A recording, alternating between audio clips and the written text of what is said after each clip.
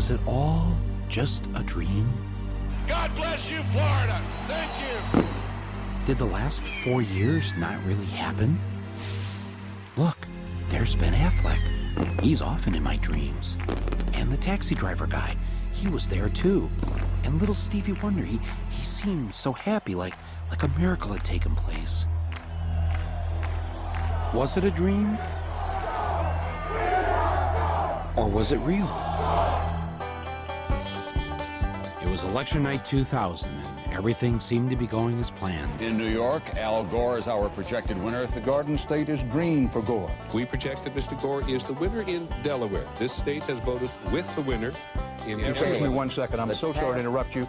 Mike, you know I wouldn't do this if it weren't big. Florida goes for Al Gore. CNN announces that we call Florida in the Al Gore column. Then something called the Fox News Channel called the election in favor of the other guy. Not to interrupt you, Fox News now projects George W. Bush the winner in Florida, and thus it appears the winner of the presidency of the United States. All of a sudden, the other network said, hey, if Fox said it, it must be true. All of us at the networks made a mistake and projected Florida in the Al Gore column. It was our mistake. Now, what most people don't know is that the man who was in charge of the decision desk at Fox that night, the man who called it for Bush, was none other than Bush's first cousin, John Ellis. How does someone like Bush get away with something like this? Well, first, it helps if your brother is the governor of the state in question. You know something? We are going to win Florida. Mark my words. You can write it down. Second, make sure the chairman of your campaign is also the vote counting woman, and that her state has hired a company that's going to knock voters off the rolls who aren't likely to vote for you. You can usually tell them by the color of their skin. Then make sure your side fights like it's life or death. I think all this talk about legitimacy is way overblown.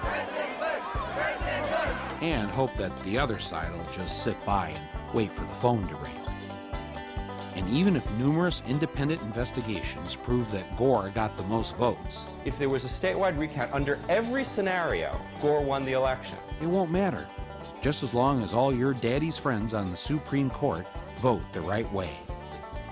While I strongly disagree with the court's decision, I accept it. What we need now is acceptance. We have a new president-elect. It turns out none of this was a dream. It's what really happened. On the day the joint session of both the House of Representatives and the Senate was to certify the election results, Al Gore, in his dual role as outgoing vice president and president of the Senate, presided over the event that would officially anoint George W. Bush as the new president. If any congressman wanted to raise an objection, the rules insisted that he or she had to have the signed support of just one senator. Mr. President, and I take great pride in calling you that, I must object because of the overwhelming evidence of official misconduct, deliberate fraud, and an attempt to suppress voter turnout. The chair must remind members that under Section 18 of Title III, United States Code, no debate is allowed in the joint session. Thank you, Mr. President. To answer your question, Mr. President, the objection is in writing, signed by a number of members of the House of Representatives, but not by a member of the Senate. Mr. President, it is in writing and signed by several House colleagues on behalf and myself of the 27,000 voters of Duval County, in which 16,000 of them are African Americans that was disenfranchised in this last election. Is the objection signed by a member of the Senate? Not signed by a member of the Senate. The Senate is missing. Mr. President, it is in writing and signed by myself on behalf of many of the diverse constituents in our country, especially those in the 9th Congressional District, and all American voters who recognize that the Supreme Court, not the people of the United States, decided this election. Is the objection signed by a senator? Unfortunately, Mr. President, it is not signed by one single senator. Unfortunately, I have no authority over the United States Senate, and no senator has signed. Mr. President, it is in writing and signed by myself and several of my constituents from Florida. A senator is needed, but missing.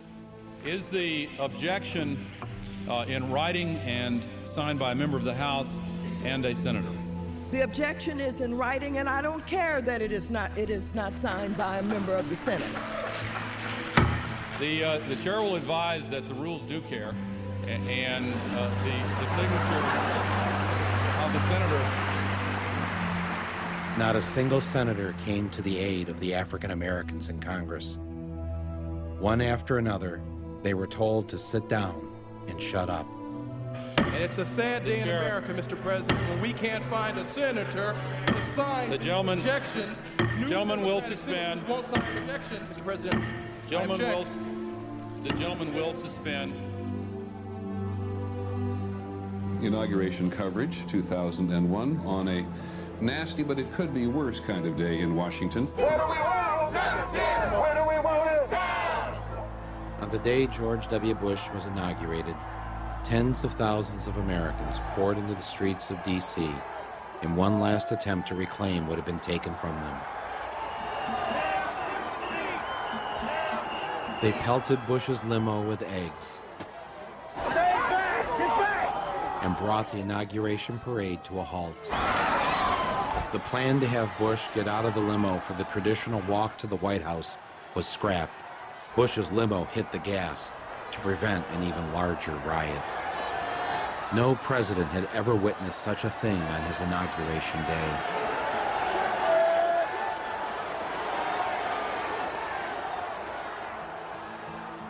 And for the next 8 months, it didn't get any better for George W. Bush. He couldn't get his judges appointed. He had trouble getting his legislation passed, and he lost Republican control of the Senate. His approval ratings in the polls began to sink. He was already beginning to look like a lame duck president.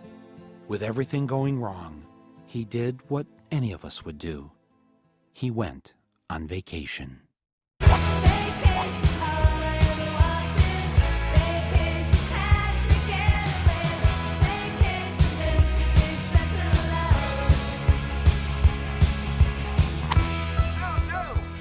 In his first 8 months in office before September 11th, George W. Bush was on vacation, according to the Washington Post, 42% of the time. I hit every shot good. People would say I wasn't working. It was not surprising that Mr. Bush needed some time off. Being president is a lot of work. Got these folks that say you're loafing here in Texas, that you're taking too long of a vacation. They don't understand the definition of work, then. I'm getting a lot done. Secondly, you don't have to be in Washington to work. It's amazing what can happen with telephones and faxes. And just a destiny of hope. Yeah. What are you doing the rest of the day? Karen Hughes is coming over. We're working on some things. And she'll be over here. We'll work on a few things, a few matters. I'm working on some initiatives. You'll see. I mean, there'll be some decisions that I will have made while I'm here, and we'll be announcing them as time goes on. The first time I met him, he had some good advice for me. Governor Bush, it's Michael Moore. Behave yourself, will you? Don't find real work. And work was something he knew a lot about. Anybody want some grits? Relaxing at Camp David, yachting off Kenny Bunkport. How you doing? Or being a cowboy on the ranch in Texas. I love the nature. I love to get in the pickup truck with my dogs. Oh, hi. George Bush spent the rest of August at the ranch, where life was less complicated. Armadillo loved to dig the soil looking for bugs. And so I went out there the other day, and there was Barney buried in his hole, chasing an armadillo. It was a summer to remember. And when it was over, he left Texas for his second favorite place. On September 10th, he joined his brother in Florida, where they looked at files and met important Floridians. He went to sleep that night in a bed made with fine French linens.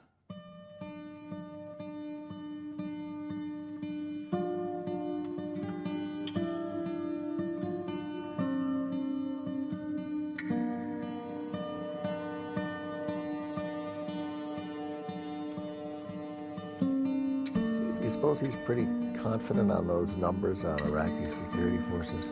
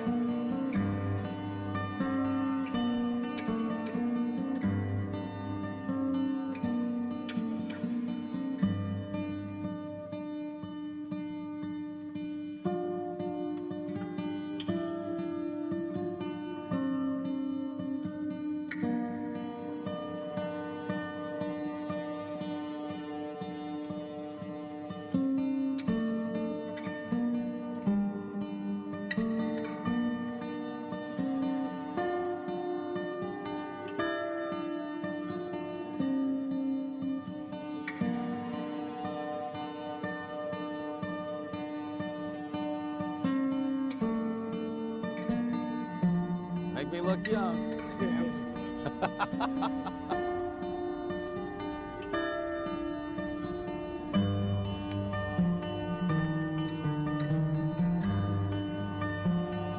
Yeah, I got a little sort of air noise. Yeah, just don't turn it up too much so I don't want to blow my head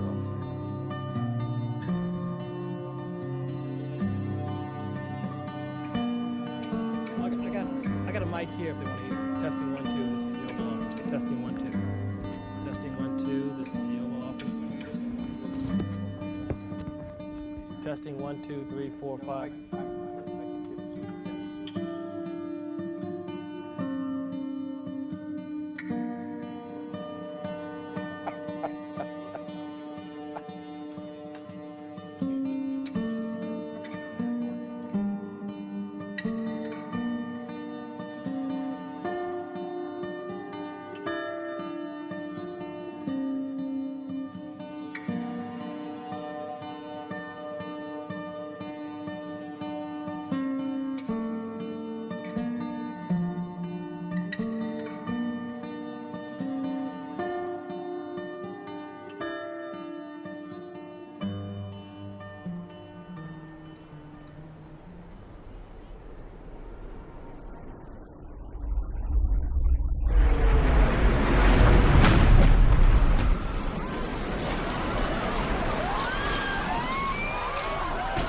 Something that has happened here at the World Trade Center. We noticed flame and an awful lot of smoke.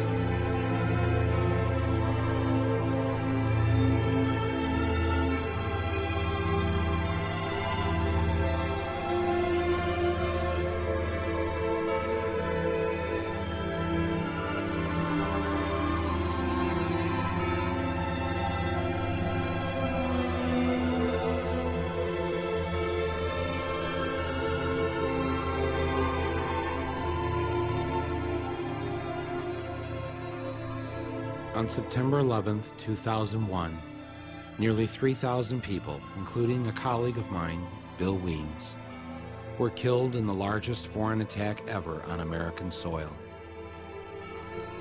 The targets were the financial and military headquarters of the United States. If anyone has any idea, if they've seen him or knows where he is, to call us. He's got two little babies. As the attack took place, Mr. Bush was on his way to an elementary school in Florida. When informed of the first plane hitting the World Trade Center, where terrorists had struck just 8 years prior, Mr. Bush decided to go ahead with his photo opportunity.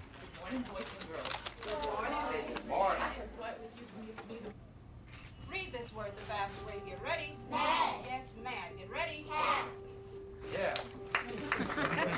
Okay, get ready to read the words on this page without making a mistake. When the second plane hit the tower, his chief of staff entered the classroom and told Mr. Bush, the nation is under attack.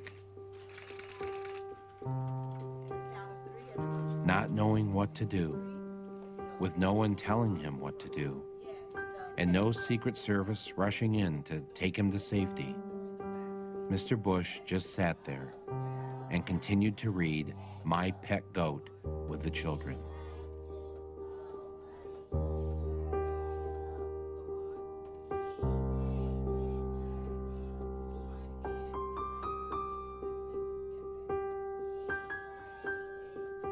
Nearly 7 minutes passed with nobody doing anything.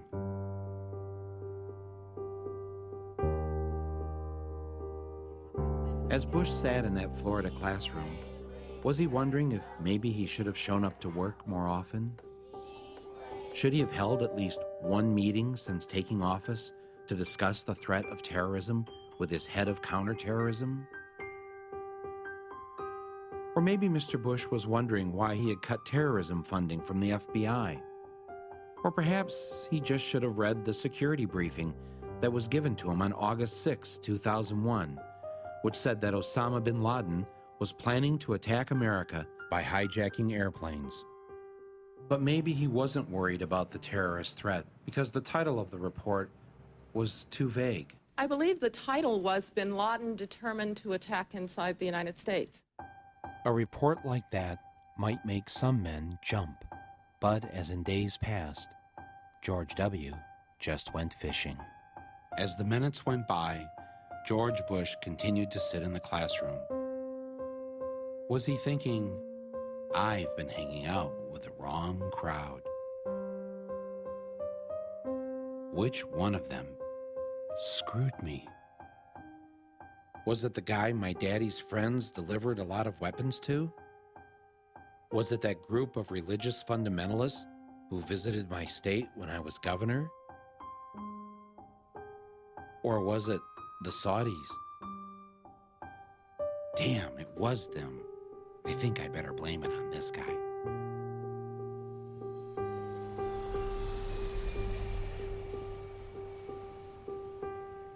In the days following September 11th, all commercial and private airline traffic was grounded. The FAA has taken the action to close all of the airports in the United States. Even grounding the president's father, former President Bush, on a flight forced to land in Milwaukee. Thousands of travelers were stranded, among them Ricky Martin, due to appear at tonight's Latin Grammy Awards. Not even Ricky Martin could fly. But really, who wanted to fly? No one. Except the Bin Ladens. We gotta get out of this place. If it's the last thing we ever do. We had some airplanes authorized at the highest levels of our government to fly to pick up Osama bin Laden's family members and others from Saudi Arabia and transport them out of this country. It turns out that the White House approved planes to pick up the Bin Ladens and numerous other Saudis. At least 6 private jets and nearly 24 commercial planes carried the Saudis and the Bin Ladens out of the U.S. after September 13th. In all, 142 Saudis, including 24 members of the Bin Laden family, were allowed to leave the country. Osama's always been portrayed as the bad apple, the black sheep in the family, and that they cut off all relationship with him around 1994. In fact, things are much more complicated than that. You mean Osama has had contact with other family members? That's right. In the summer of 2001, just before 9/11, one of Osama's sons got married in Afghanistan, and several family members showed up at the wedding. Bin Laden. That's right. So they've not cut off completely. That's really an exaggeration. We now welcome to Larry King Live. Good to see him again. Prince Bandar, the ambassador of the Kingdom of Saudi Arabia to the United States. We had about 24 members of Bin Laden's family. And in America, students, and His Majesty felt it's not fair for those innocent people to be subjected to any harm. On the other hand, we understood, had a high emotion. So with coordination with the FBI, we got them all out. This is retired FBI agent Jack Clunan. Before 9/11, he was a senior agent on the joint FBI-CIA Al-Qaeda task force. I, as an investigator, would not want these people to have left. I think in the case of the Bin Laden family, I think it would have been prudent. Hand the subpoenas out, have them come in, get on the record. You know, get on the record. That's the proper procedure. Yeah. How many people were pulled off of airlines after that coming into the country who were what? They were from the Middle East, or they fit a very general picture. We held hundreds of and weeks and months at a time. Did the authorities do anything when the Bin Ladens tried to leave the country? No, they were identified at the airport. They looked at their passports, and they were identified. Well, that's what would happen to you or I if we were leaving the country. Exactly. So a little interview, check the passport, what else? Nothing. I don't know about you, but usually when the police can't find a murderer, don't they usually want to talk to the family members to find out where they think he might be? You have no idea where your husband might be. Well, if you should hear anything, let us know, will you? You willing to come downtown and give us a statement? This gonna take long? You got the time? Mine's worth money, yours isn't. Send in a bill. I asked you a question. You're here to answer them, not ask them. Now, you listen to me, cop. I pay your salary. All right, sit down. I'm going to earn it. Yeah, that's how cops do it. What was going on here? I think we need to know a lot more about that. That needs to be the subject of a significant investigation. What happened? How did it happen? Why did it happen? And who authorized it? Trying to imagine what those poor bastards were feeling when they were jumping out of that building to their death. Those young guys and cops and firemen that ran into that building, never asked a question, and they're dead. And families' lives are ruined. And they'll never have peace. That's right. And if I had to inconvenience a member of the Bin Laden family with a subpoena or a grand jury, do you think I'd lose any sleep over it? Not for a minute, Mike. No one would question it. No, it's right. Not even the biggest civil libertarian. No, it's no just, one would question it's just, you know, you got a lawyer, fine. Counselor, fine. Mr. Bin Laden, this is why I'm asking you. It's not because I think that you're anything. I just want to ask you the questions that I would anybody. Right. And that's all. None of this made any sense. Can you imagine in the days after the Oklahoma City terrorist bombing, President Clinton helping to arrange a trip out of the country for the McVeigh family? What do you think would have happened to Clinton if that had been revealed? Bandar, do you know the Bin Laden family? I do very well. What are they like? They're really lovely human beings. He is the only one I don't know him well, but I met him only once. What was the circumstance under which you met him? This is ironic. In mid-80s, if you remember, we in the United States were supporting the Mujahideen to liberate Afghanistan from the Soviets. He came to thank me for my efforts to bring the Americans, our friends, to help us against the atheists, he said, the communists. Isn't it ironic? In other words, he came to thank you for helping bring America to help him. And now he may be responsible for bombing America. Absolutely. What did you make of him when you met him? I was not impressed, to be honest with you. Not impressed? No, I thought he was simple and very quiet guy. A simple and quiet guy whose family just happened to have a business relationship with the family of George W. Bush. Is that what he was thinking about? Because if the public knew this, it wouldn't look very good. Was he thinking, you know, I need a big black marker. In early 2004, in a speech during the New Hampshire primary, I called George W. Bush a deserter from his time in the Texas Air National Guard. In response, the White House released his military records in the hopes of disproving the charge. What Bush didn't know is that I already had a copy of his military records, uncensored, obtained in the year 2000. And there is one glaring difference between the records released in 2000 and those he released in 2004. A name had been blacked out. In 1972, 2 airmen were suspended for failing to take their medical examination. One was George W. Bush, and the other was James R. Bath. In 2000, the documents show both names. But in 2004, Bush and the White House had Bath's name blacked out.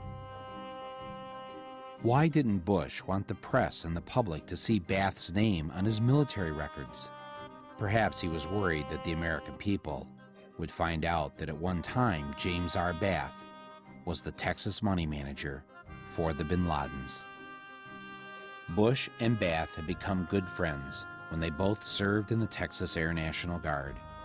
After they were discharged, when Bush's dad was head of the CIA, Bath opened up his own aviation business after selling a plane to a man by the name of Salam bin Laden, heir to the second largest fortune in Saudi Arabia, the Saudi bin Laden Group. W at that time was just starting off in the world as a businessman. Because he's a guy who's always tried to emulate his father, he decided to go into the oil business. He founded an oil company, a drilling company out in West Texas called Arbusto, which was very, very good at drilling dry holes that nothing came out of. But the question has always been, where did this money come from? Now, his dad was rich. His dad could have done this for him, but his dad didn't do this for him. There's no indication that Daddy wrote a check to start him off in this company. So where did George W. Bush get his money? I'm George Bush. One person who did invest in him was James R. Bath. Bush's good friend, James Bath, was hired by the bin Laden family to manage their money in Texas and invest in businesses. And James Bath himself, in turn, invested in George W. Bush. Bush ran Arbusto into the ground, as he did every other company he was involved in, until finally one of his companies was bought by Harken Energy, and they gave him a seat on their board. A lot of us have suspected through the years that there has been Saudi oil money involved in all of these companies. Harken, Spectrum 7, Arbusto Drilling, all of the Bush companies. Whenever they got into trouble, there were these angel investors who flowed money into the companies. So the question is, why would Saudis, who had all the oil in the world, go around the globe to invest in this lousy oil company? And the thing is, it had one big asset. Harken had one thing going for it, which is that George W. Bush was on its board of directors at a time when his father was president of the United States. When you're the president's son and you've got unlimited access combined with some credentials from a prior campaign, in Washington, D.C., people tend to respect that. I mean, access is power. And I can find my dad and talk to him any time of the day. Yes, it helps to be the president's son, especially when you're being investigated by the Securities and Exchange Commission. In 1990, when Mr. Bush was a director of Harken Energy, he received this memo from company lawyers warning directors not to sell stock if they had unfavorable information about the company. 1 week later, he sold $848,000 worth of Harken stock. 2 months later, Harken announced losses of more than $23 million. The James Baker law partner who helped Bush beat the rap from the SEC was a man by the name of Robert Jordan, who, when George W. became president, was appointed ambassador to Saudi Arabia. After the Harken debacle, the friends of Bush's dad got him a seat on another board of a company owned by the Carlyle Group. we wanted to look at which companies actually gained from September 11th. Turned up this company, Carlyle Group.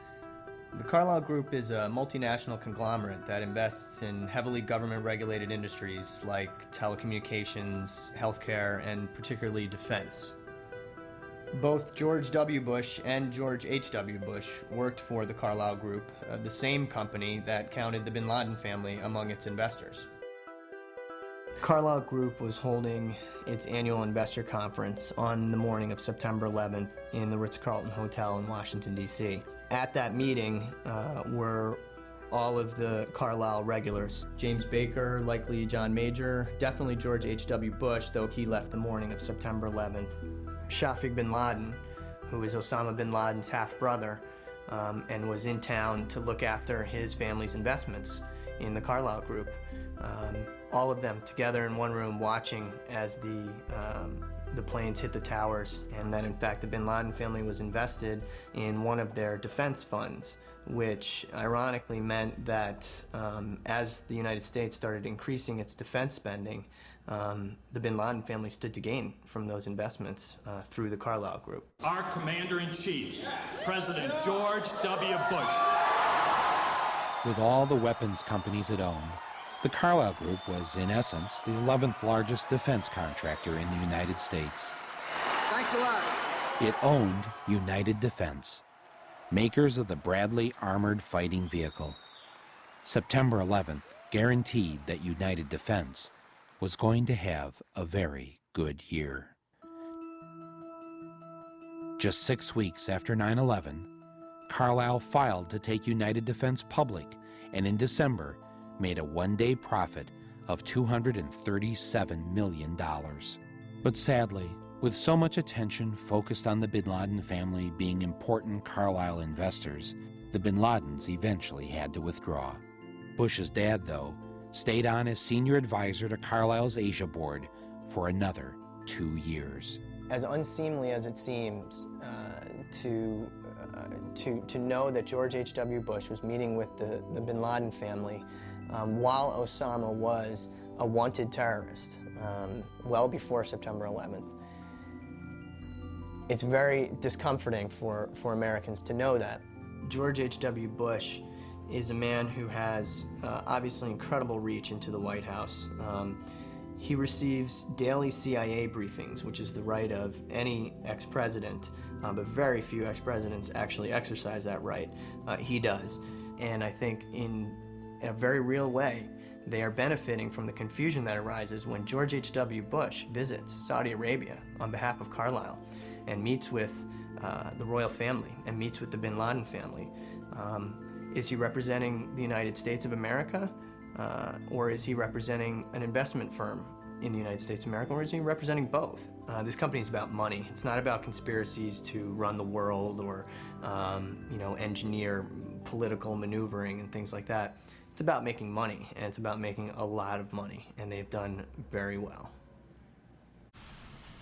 To get you on the record on this question, in the White House view, there's no ethical conflict in former President Bush and former Secretary of State Jim Baker using their contacts with world leaders to represent one of the most well-known military arms dealers, the Carlyle Group. The President has full faith that his family will conform with all proper ethics laws, and will act properly in their conduct.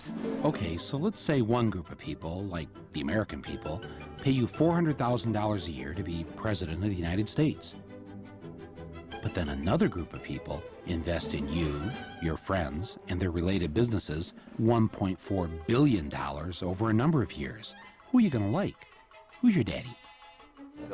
Because that's how much the Saudi royals and their associates have given the Bush family. Morning, everybody. Oh, we know Their friends. How are you, sir? And their related businesses in the past 3 decades. Seems like a very nice reunion with friends. Is it rude to suggest that when the Bush family wakes up in the morning, they might be thinking about what's best for the Saudis instead of what's best for you or me? Because $1.4 billion just doesn't buy a lot of flights out of the country. It buys a lot of love.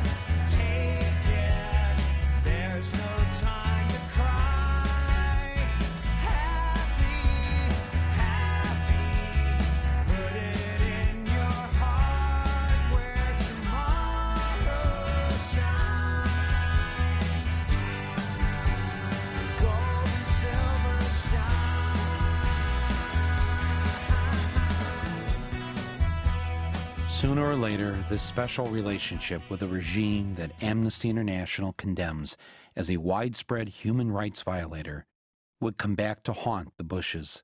Now, after 9/11, it was an embarrassment, and they preferred that no one ask any questions. The investigation should have begun on September 12th. There's no reason why it shouldn't have. 3,000 people were dead. It was a murder, and it should have gotten started immediately. First, Bush tried to stop Congress from setting up its own 9/11 investigation. It's important for us to not reveal how we collect information. That's what the enemy wants, and we're fighting an enemy. When he couldn't stop Congress, he then tried to stop an independent 9/11 commission from being formed. The president's position was a break from history. Independent investigations were launched within days of Pearl Harbor and President Kennedy's assassination. But when Congress did complete its own investigation, the Bush White House censored 28 pages of the report. The president is being pressed by all sides to declassify the report. U.S. officials tell NBC News most of the secret sources involve Saudi Arabia. We have given extraordinary cooperation with Chairman Keane and Hamilton. We haven't gotten the materials we needed, and we certainly haven't gotten them in a timely fashion. The deadlines we set have passed. Will you testify before the commission?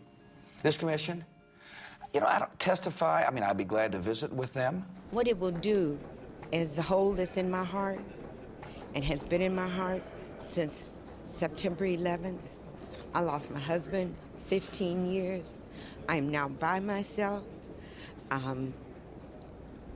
I need to know what happened to him. I know what I got back from the autopsy.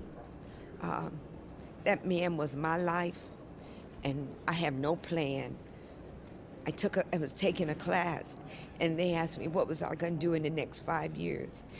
And if I'm not doing something with this, I don't know what reason I have to live. So it's very important. Very important. Okay. Ignored by the Bush administration, more than 500 relatives of 9/11 victims filed suit against Saudi royals and others. The lawyers the Saudi defense minister hired to fight the 9/11 families?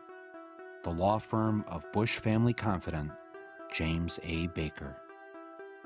So we're right here in the center of three important American landmarks, the Watergate Hotel and office building, the Kennedy Center over there, and the Embassy of Saudi Arabia.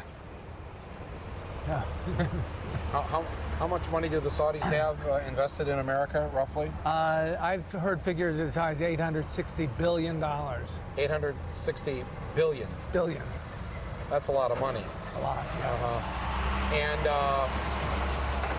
what percentage of our economy does that represent? I mean, it seems like a lot. Well, in terms of investments on Wall Street, in American equities, it's roughly 6 or 7% of America. They own a fairly good slice of America. Wow. And most of that money goes into the great blue chip companies. Citigroup, Citibank is the largest stockholder, is a Saudi. AOL Time Warner has big Saudi investors. So I read where like the Saudis have $1 trillion in our banks of their money. What would happen if like one day we just pulled that $1 trillion out? $1 trillion, that would be an enormous blow to the economy. Right. Mr. Moore, can I speak to you for a moment, please, sir? Yeah, sure. How are you doing? Yeah, good. How you doing? Steve Kimball, with Secret Service. How are you doing, How you doing, sir? Yes. We're just ascertaining information regarding. Are you doing a documentary regarding the Saudi Arabia embassy or chancery? No, I am doing a documentary, and part of it is about Saudi Arabia. Even though we were nowhere near the White House, for some reason the Secret Service had shown up to ask us what we were doing standing across the street from the Saudi embassy. Here to cause any trouble or anything, and is that? No, that's fine. We just wanted to make sure. We just wanted to get some information as far as actually what's going on. Yeah. I didn't realize the Secret Service guards foreign embassies. Not usually, no, sir. No. Did they give you any trouble, Saudis? No comment on that, regarding that, sir. Oh, okay. Well, I'll take that as a yes. All right, good. Thank you very much. Thanks for the work you do. It turns out that Saudi Prince Bandar is perhaps the best protected ambassador in the U.S. The U.S. State Department provides him with a 6-man security detail. Considering how he and his family and the Saudi elite own 7% of America, it's probably not a bad idea. Prince Bandar was so close to the Bushes they considered him a member of the family, and they even had a nickname for him, Bandar Bush. 2 nights after September 11th, George Bush invited Bandar Bush over to the White House for a private dinner and a talk. Even though bin Laden was a Saudi, and Saudi money had funded al-Qaeda, and 15 of the 19 hijackers were Saudis, here was the Saudi ambassador casually dining with the president on September 13th. What were they talking about? Were they commiserating or comparing notes? Why would Bandar's government block American investigators from talking to the relatives of the 15 hijackers? Why would Saudi Arabia become reluctant to freeze the hijackers' assets? The two of them walked out on the Truman balcony so that Bandar could smoke a cigar and have a drink. In the distance, across the Potomac, was the Pentagon, partially in ruins. I wonder if Mr. Bush told Prince Bandar not to worry, because he already had a plan in motion. You come in September 12th, ready to plot what response we take to al-Qaeda. Let me talk about the response that you got from top administration officials. On that day, what did the president say to you? The president, in a very intimidating way, left us, me and my staff, with the clear indication that he wanted us to come back with the word that there was an Iraqi hand behind 9/11, because they had been planning to do something about Iraq from before the time they came into office. Did he ask about any other nations other than Iraq? No, not at all. It was Iraq, Saddam, find out, get back to me. And were his questions more about Iraq than about al-Qaeda? Absolutely. Absolutely. He didn't ask me about al-Qaeda. And the reaction you got that day from the defense secretary, Donald Rumsfeld, from his assistant, Paul Wolfowitz? Well, Donald Rumsfeld said, when we talked about bombing the al-Qaeda infrastructure in Afghanistan, he said there were no good targets in Afghanistan. Let's bomb Iraq. And we said, but Iraq had nothing to do with this. And that didn't seem to make much difference. And the reason they had to do Afghanistan first was it was obvious that al-Qaeda had attacked us, and it was obvious that al-Qaeda was in Afghanistan. The American people wouldn't have stood by if we had done nothing on Afghanistan. The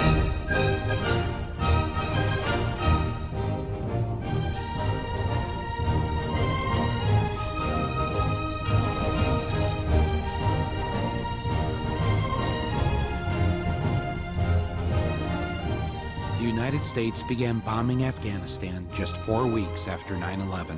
Mr. Bush said he was doing so because the Taliban government of Afghanistan had been harboring bin Laden. We will smoke them out of their holes. We're going to smoke them out. Smoke him out. We'll smoke him out of his cave. Let's rush him and smoke him out. For all his tough talk, Bush really didn't do much. But what they did was slow and small. They put only 11,000 troops into Afghanistan. There are more police here in Manhattan, than there are U.S. troops in Afghanistan.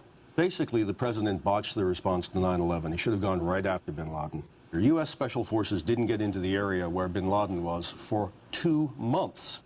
2 months? A mass murderer who attacked the United States was given a 2-month head start? Who in their right mind would do that? Dang. Anybody say nice shot? Nice shot. Hell of a shot. Or was the war in Afghanistan really about something else? Perhaps the answer was in Houston, Texas. In 1997, while George W. Bush was governor of Texas, a delegation of Taliban leaders from Afghanistan flew to Houston to meet with Unocal executives to discuss the building of a pipeline through Afghanistan, bringing natural gas from the Caspian Sea. And who got a Caspian Sea drilling contract the same day Unocal signed the pipeline deal? A company headed by a man named Dick Cheney, Halliburton. From the point of view of the U.S. government, this was kind of a magic pipeline because it could serve so many purposes. And who else stood to benefit from the pipeline? Bush's #1 campaign contributor, Kenneth Lay, and the good people of Enron. Only the British press covered this trip. Then in 2001, just 5.5 months before 9/11, the Bush administration welcomed a special Taliban envoy to tour the United States to help improve the image of the Taliban government. You have imprisoned the women. It's a horror, let me tell you. And I'm really sorry to your husband. He might have a very difficult time with you. Here is the Taliban official visiting our State Department to meet with U.S. officials. Why on earth would the Bush administration allow a Taliban leader to visit the United States, knowing that the Taliban were harboring the man who bombed the USS Cole and our African embassies? Well, I guess 9/11 put a stop to that. When the invasion of Afghanistan was complete, we installed its new president, Hamid Karzai. Who was Hamid Karzai? He was a former advisor to UNICAL. Bush also appointed as our envoy to Afghanistan, Zalmay Khalilzad, who was also a former UNICAL advisor. I guess you can probably see where this is leading. Faster than you can say black gold Texas tea, Afghanistan signed an agreement with their neighboring countries to build a pipeline through Afghanistan carrying natural gas from the Caspian Sea. Oh, and the Taliban? Well, they mostly got away. As did Osama bin Laden and most of Al-Qaeda. Terror is bigger than one person. And he's a person who's now been marginalized. So I don't know where he is. Nor, I just don't spend that much time on him, Kelly, to be honest with you. Didn't spend much time on him? What kind of president was he? I'm a war president. I make decisions here in the Oval Office in foreign policy matters with war on my mind. With the war in Afghanistan over and bin Laden forgotten, the war president had a new target. The American people. We've got an unusual terror warning from the feds to tell you about. Fox News has obtained an FBI bulletin that warns terrorists could use pen guns, just like in James Bond, filled with poison as weapons. Good evening, everyone. America is on high alert tonight, just 4 days before Christmas. A possible terror threat as bad as or worse than 9/11. But where? How? There's nothing specific to report. Be on the lookout for model airplanes packed with explosives. And the FBI is warning ferries may be considered particularly at risk for hijacking. Could these cattle be a target for terrorists? Fear works. Fear does work, yes. You can make people do anything if they're afraid. And how do you make them afraid? Well, you make them afraid by creating an aura of endless threat. They played us like an organ. They raised the orange, and then up to red, and then they dropped it back to orange. I mean, they gave these mixed messages which were crazy-making. The world has changed after September the 11th. It's changed because we're no longer safe. Fly and enjoy America's great destination spots. We've entered what may very well prove to be the most dangerous security environment the world's known. Take your families and enjoy life.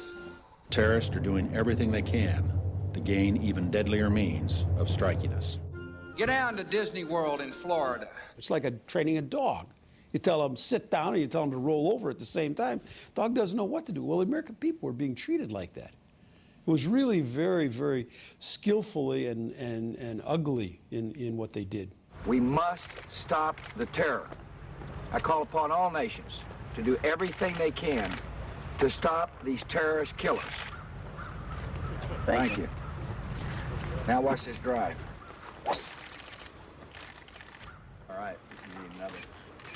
They will continue, in my view, as long as this administration is in charge, of every once in a while stimulating everybody to be afraid. Just in case you forgot. It's not going to go down to green or blue. It's never going to get there.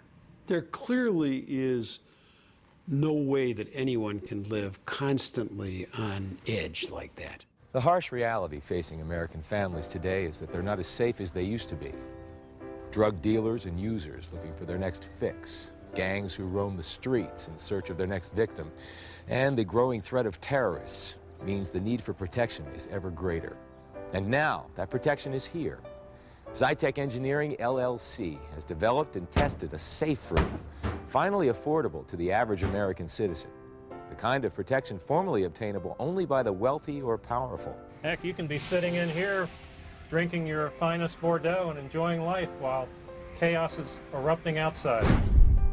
Every family in America should prepare itself for a terrorist attack. Now to escaping from a skyscraper. John Rivers is the CEO of the Executive Chute Corporation. Good morning to you, John. Good morning, Matt. Tell me about the product you're bringing to the market. It's a emergency escape chute. It's an option of last resort. How high do you have to be in the building for that chute to actually take effect? You only have to be on the 10th floor or above. They can put this on themselves? Right. They can put this on themselves in as easy as about 30 seconds. It's real easy to put on. I'm sorry. It's okay. Real easy to put on, but when you first get this chute, you're going to want to put it on and try it on a few times yourself. Jamie's having a little trouble putting that thing on, I want to mention. I mean, is this something that you honestly think in a moment of panic that someone can operate properly? Oh, yeah. Yeah, it is. This is actually, Jamie's probably never put this thing on before in her life, so it's okay.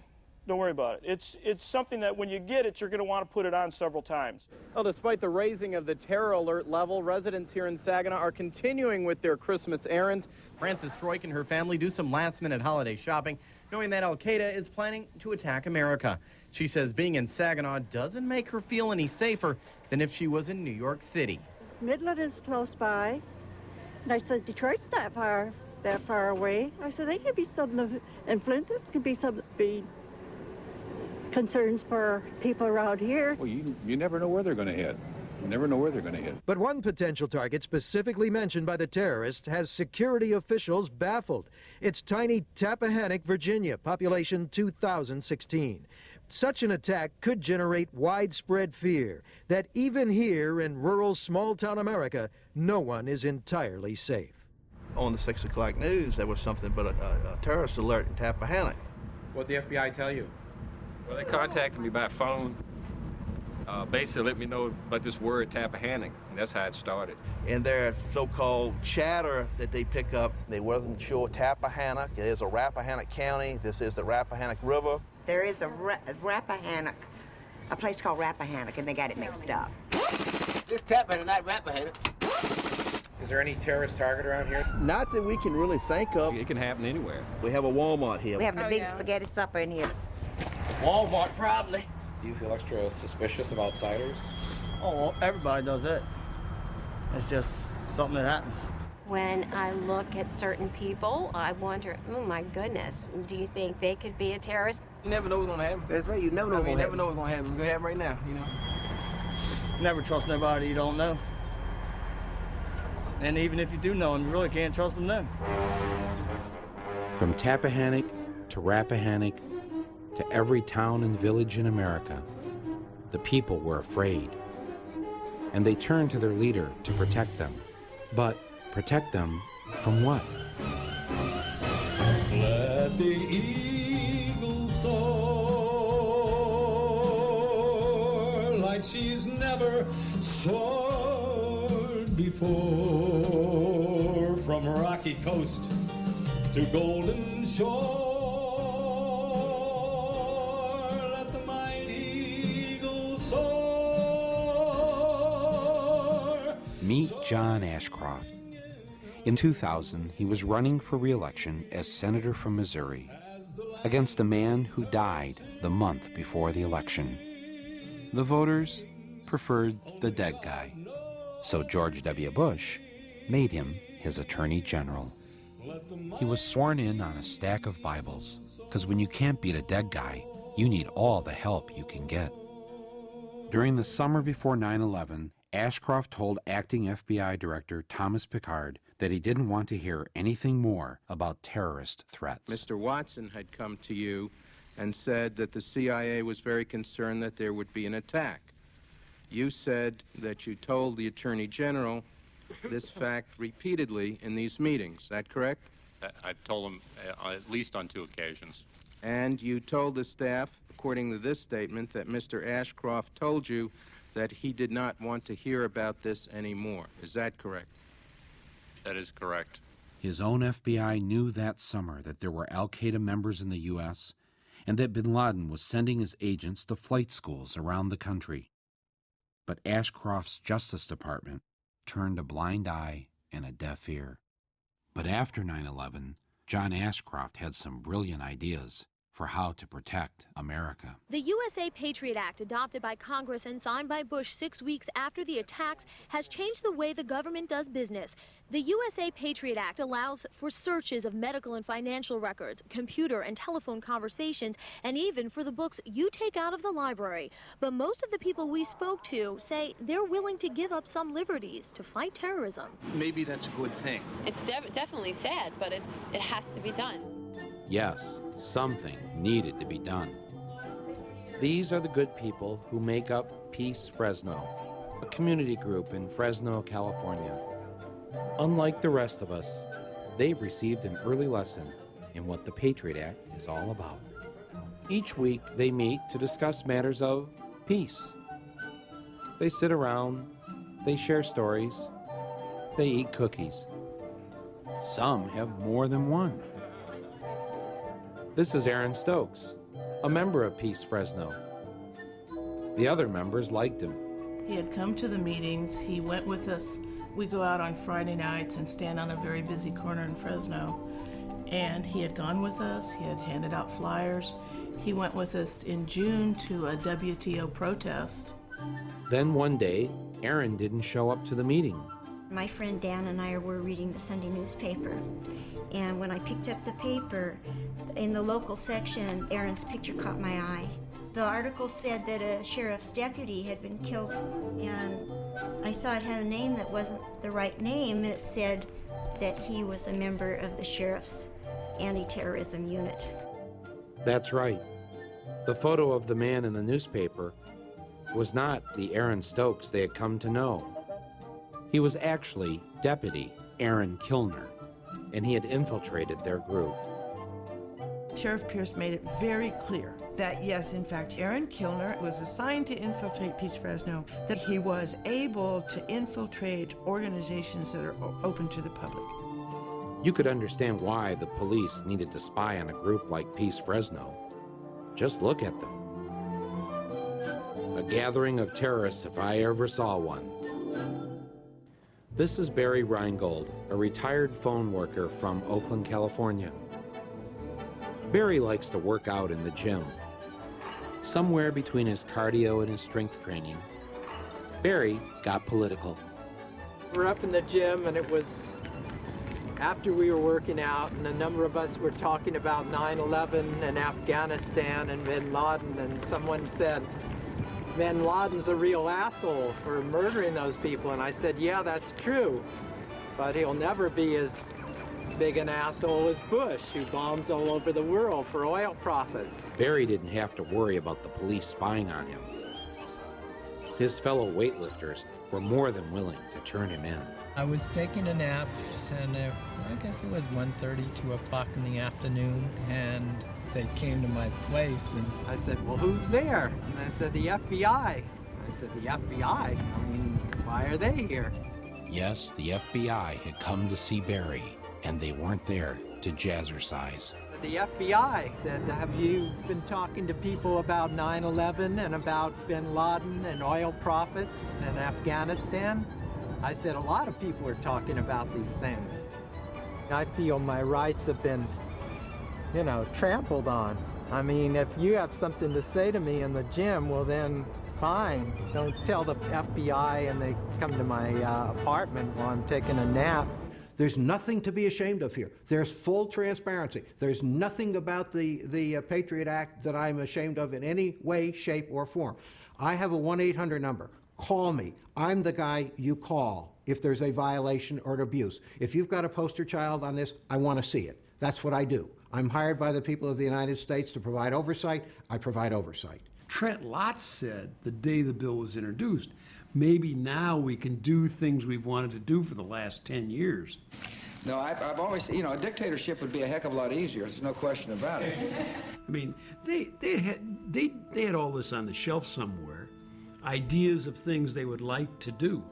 And they got 9/11 and they said, It's our chance. Go for it. There was an immediate assumption on the part of the administration that there had to be a surrender of certain of our rights. There's several definitions in the bill that are quite troubling. First of all, the definition of terrorist, and it's so expansive that it could include people who... Like me.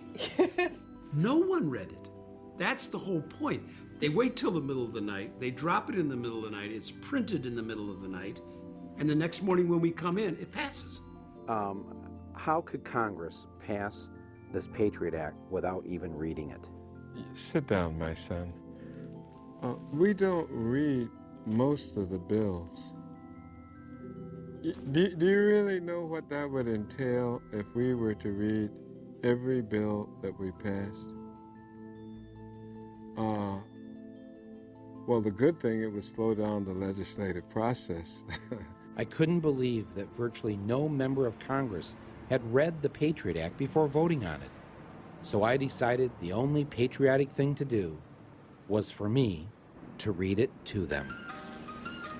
Members of Congress, this is Michael Moore. I would like to read to you the USA Patriot Act. Section 1, Section 210 of this code reads as follows. Section 2703. My job is to secure the homeland, and that's exactly what we're going to do. But I'm here to take somebody's order. That would be you, Stress. What would you like? Right behind you. I'm going to order some ribs. We all know you can't secure the homeland on an empty stomach.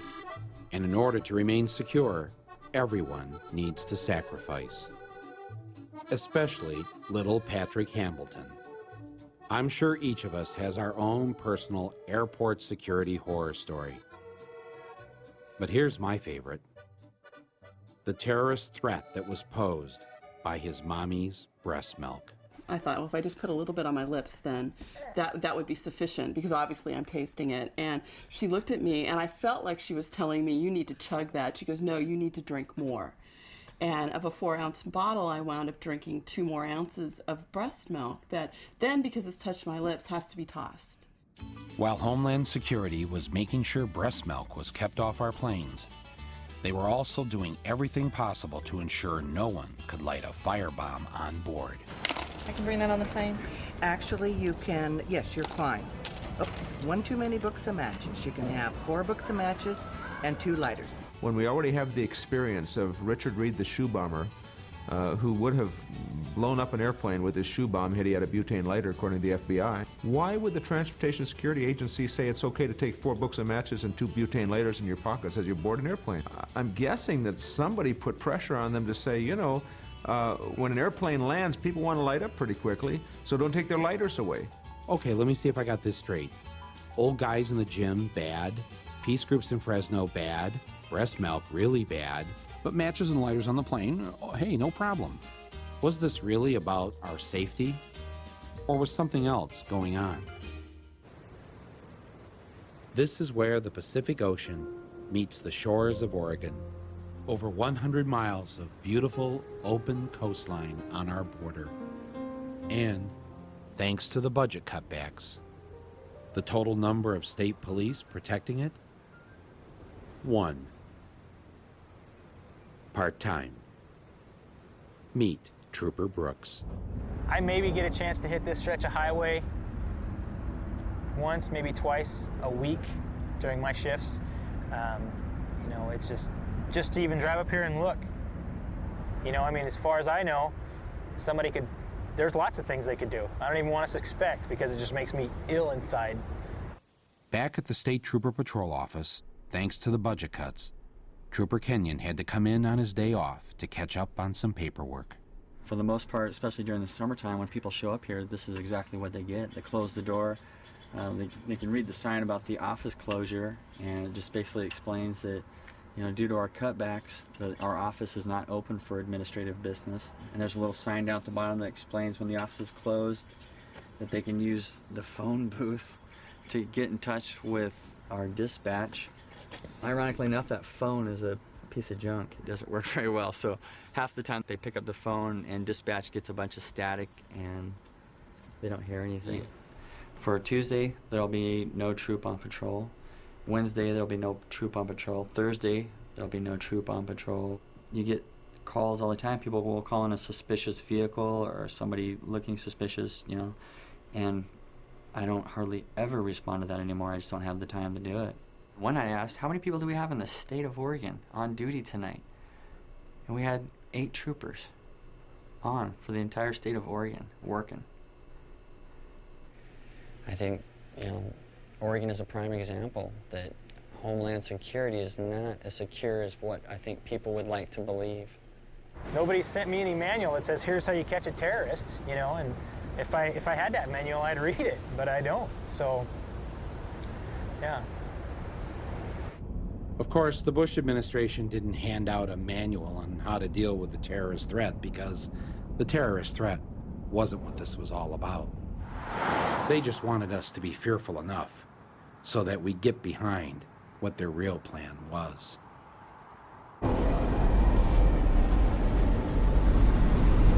4 minutes. All right. All right. What's time? 3 minutes. Okay, folks. 30 seconds. 15 seconds. 10, 9, 8, 7, 6, 5, 4, 3, 2, 1. My fellow citizens,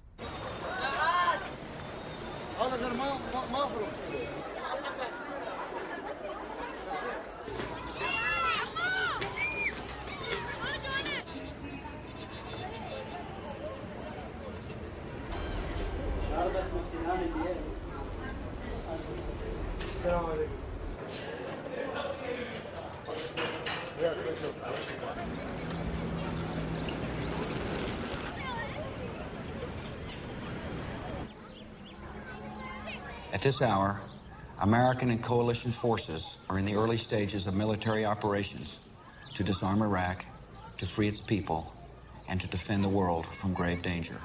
On my orders, coalition forces have begun striking selected targets of military importance to undermine Saddam Hussein's ability to wage war.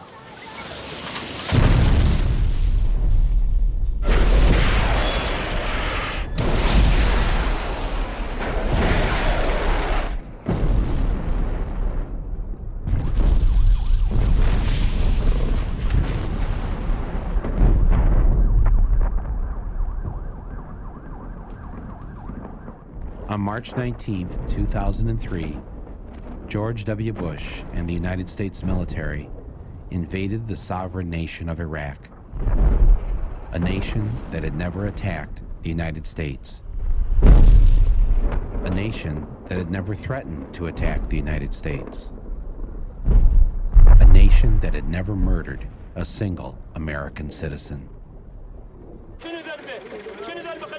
جندي قاتلون جندي والله جبنا طلعت عليهم بدو ذاك اللي مضربني ما يرضى يضربني نقم معهم وهذا اللي بقى الحلفه جيب علي يعلق على الحلفه ترى النار يدبك يموت ما يموت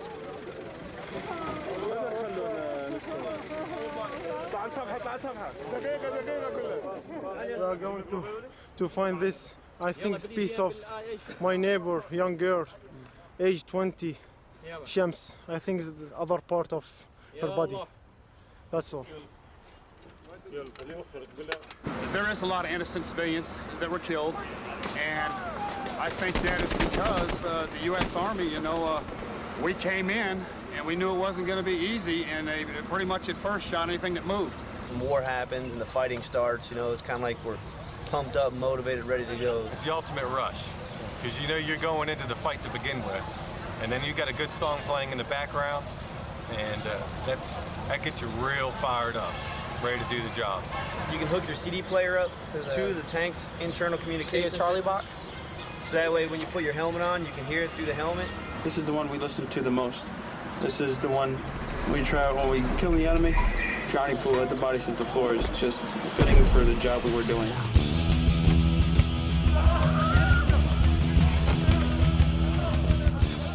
We think the roof was on fire because basically it symbolized Baghdad being on fire, and at the time we wanted it to burn to get Saddam and his regime out.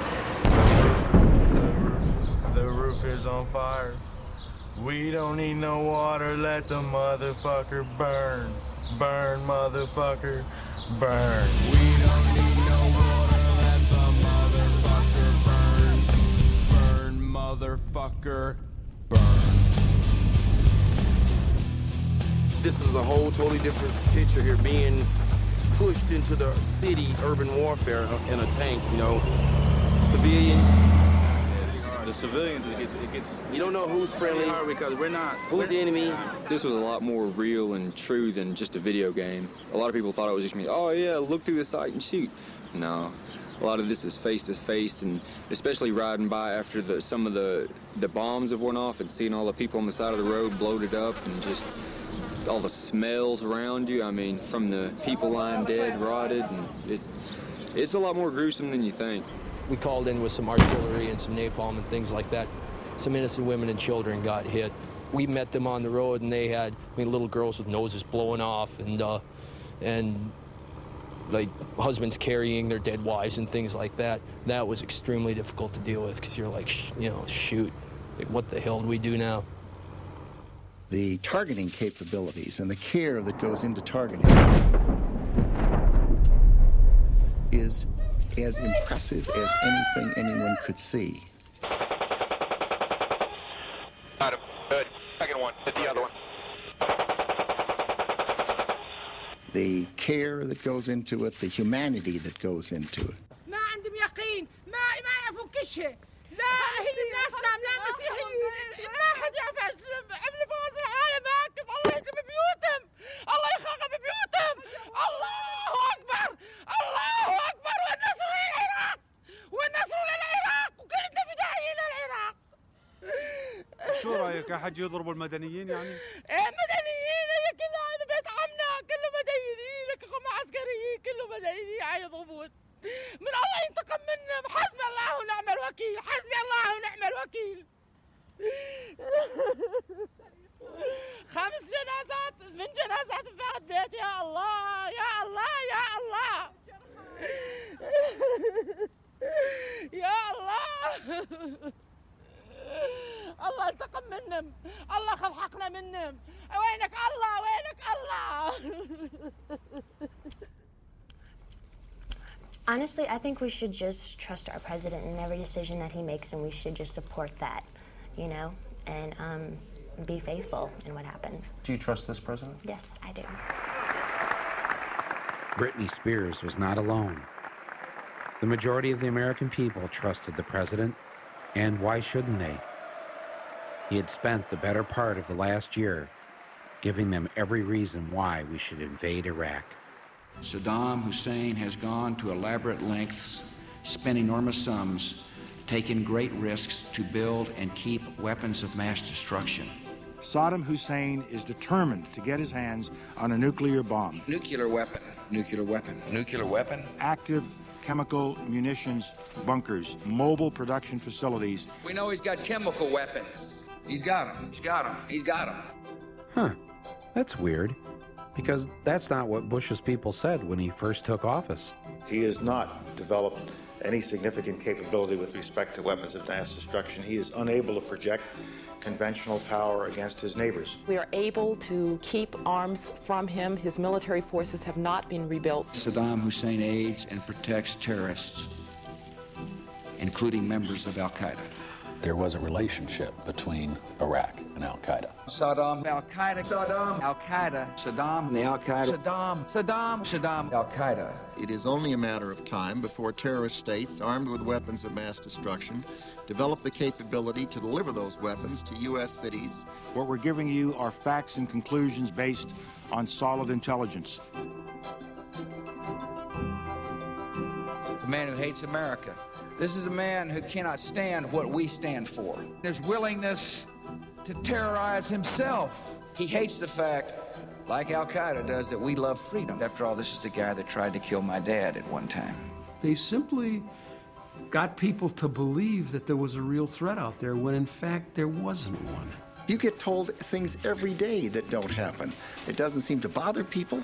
Of course, the Democrats were there to put a stop to all these falsehoods. I will vote to give the president the authority he needs. The United States is prepared to lead a coalition of the willing that will do it. When I say we will lead a coalition of the willing to disarm him if he chooses not to disarm, I mean it. Who's in that coalition of the willing now? You will find out who's in the coalition of the willing. The coalition of the willing.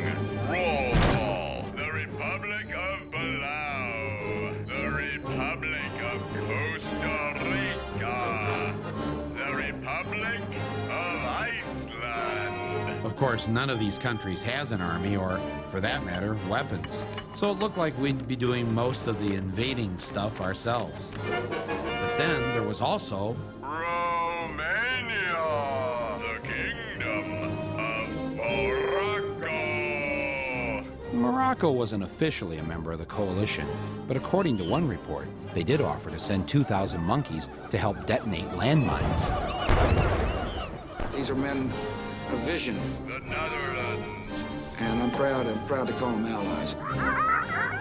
Afghanistan. Afghanistan? Oh yeah, they had an army. Our army. I guess that's one way to build a coalition. Just keep invading countries.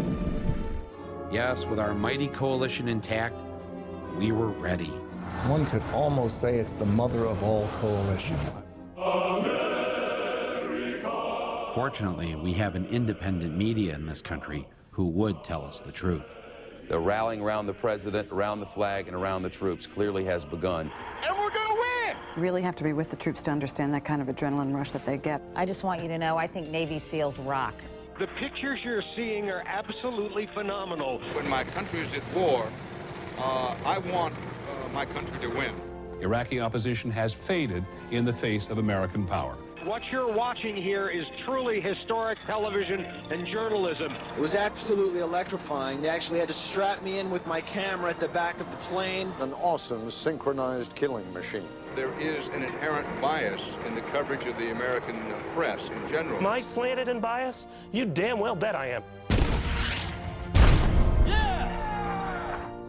But one story the media wasn't covering was the personal story of each and every soldier who was killed in the war. The government would not allow any cameras to show the coffins coming home. That kind of story is a downer, especially when you're getting ready for a party on a boat. Look at what's happened to me. I can't believe it myself. Suddenly I'm up on top of the world. It should have been somebody else. Believe it or not, I'm walking on air. I never thought I could feel so free. Flying away on a wing and a prayer. Who could it be? Believe it or not, it's just me.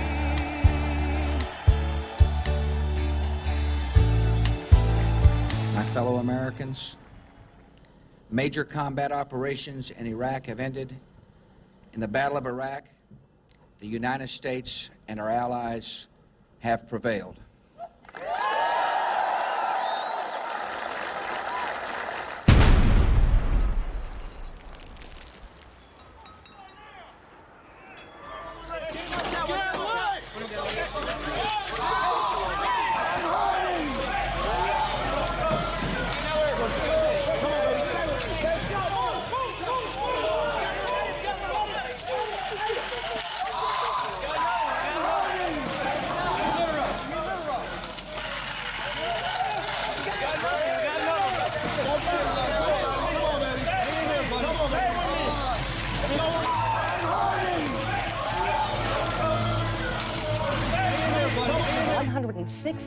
The number of troops killed by hostile fire. 244 U.S. troops. 384 U.S. troops have lost their lives. Killed 484. Died in the line of duty 500. 631 American More than troops. 825 troops have been killed in Iraq. Largest number of American military deaths since Vietnam. There are some who feel like that if they attack us, that we may decide to leave prematurely. They don't understand what they're talking about if that's the case. Let me finish. There are some who feel like that, the conditions are such that they can attack us there. My answer is bring them on.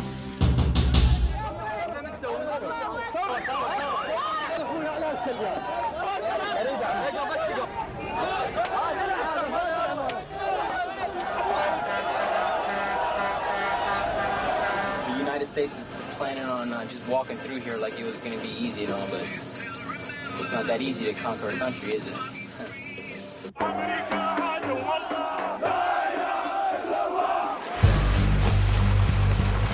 The renewed battle for control of Iraq raged for a fourth day today with street clashes in nearly every corner of the country. Iraq could become, quote, another Vietnam. Officials say they see evidence that Sunni and Shiite extremists might be joining forces. They're not happy they're occupied. I wouldn't be happy if I were occupied either. Everybody, here we go. Come on, party people. Throw your hands in the air. Come on, party people. Two Japanese aid workers and a journalist kidnapped by men calling themselves the Mujahideen Squadrons. They threaten to burn the hostages alive if Japan does not withdraw its troops from Iraq within 3 days. What's happened? They attacked our convoy. What's your name? Hamill. Thomas. The Pentagon might keep up to 24,000 troops in combat beyond their tour. I know our numbers in the military have gone down. You know, they talk about retention. You know, never really expected to be deployed this long. I don't think anybody did.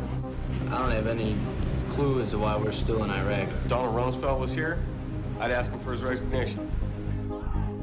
With the war not going as planned and the military in need of many more troops, where would they find the new recruits? Military experts say 3 times the 120,000 U.S. troops now deployed would be needed to pacify and rebuild the country. They would find them all across America, in the places that had been destroyed by the economy, places where one of the only jobs available was to join the Army, places like my hometown of Flint, Michigan. And I was watching TV one day and they showed like some of the buildings and areas that had been hit by bombs and things like that. And while watching, I got to thinking like, it's parts of Flint that look like that. Exactly. And we ain't been in a war. Look at the neighborhood I live in. Most of them are abandoned. I mean, you know, that's not right. You want to talk about terrorism? Come right here. President Bush right here. Come right here. He knows about this corner. I emailed him. At the end of January of '04, the unemployment rate in Flint was actually 17%, but you have to take into consideration as well that when your unemployment runs out, you're no longer counted. I would say that we're probably close to at least 50% not working or underemployed, because being underemployed is just as dangerous. So my family has gone through the welfare system. When it was Job Central in the mid-'80s, I came through the Job Training Partnership program here at Job Central, and I went to a secretary school. Years later, I'm the executive assistant to the president of the agency. Interesting. My mother used to tell me all the time that, why do you always go for the underdog? It was because the underdog is who needed me. People that don't have anything, that's who I have to fight for, and that's who I have fought for my entire life. I started taking my children and telling my children, the military is a good option. I can't afford to have you go to college. I cannot pay your way. Financial aid will not help you. So I, as a mother, started teaching my children about the options that the military could do. They would take them around the world. They would see all the things that I, as a mother, could not let them see. It would pay for their education that I, as their mother, and their father could not pay for them. Military is a good option for kids in Flint. Military is an excellent option for the people in the city of Flint. How many of you have a friend or a family member in the service? Anybody currently serving overseas? Brother of mine, my cousin. Yeah, cousin. Where's your brother? Iraq. Germany. My cousin got shipped off to Iraq like 3 days ago. Yeah. There's like a Army or Navy recruiter or Marines recruiter up there almost every week. He's in the lunchroom recruiting students from out the lunchroom. There are people with a calling. Most serve 1 weekend a month and 2 weeks a year. Earning money for college.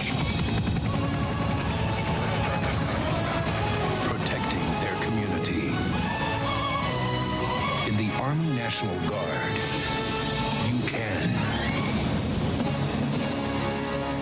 I'm going into the Air Force myself. I'm gonna take a year off probably after high school and then just go and make a career. I want to be an aircraft maintenance technician. I ran into a recruiter, and there was something I noticed about it, and this is kind of on another, it was just, I noticed it was odd. It was more like he was hiring me for a job than recruiting me for the Army. It was the way he approached me. He approached a friend of mine. I was in Borders, Books, and Music. He just came up, it was like he was handing us a business card. He had business cards made for the Army and everything.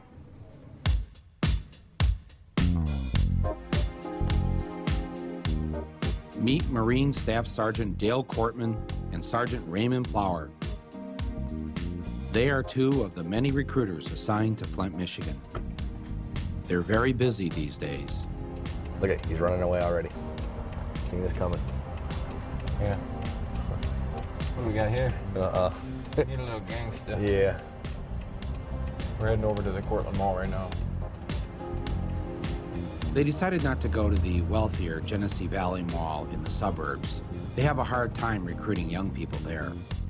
Instead, they went to the other mall. Let's go in through Mervin's. In through Mervin's. And then we can walk straight down, straight back, and then go down to the lunchroom or whatever. Yep. Gents, you know we're looking at you, right? You guys ever think about joining up? Thought about going to college and playing basketball. Okay. So. You any good? Yeah, oh yeah, especially basketball. Good.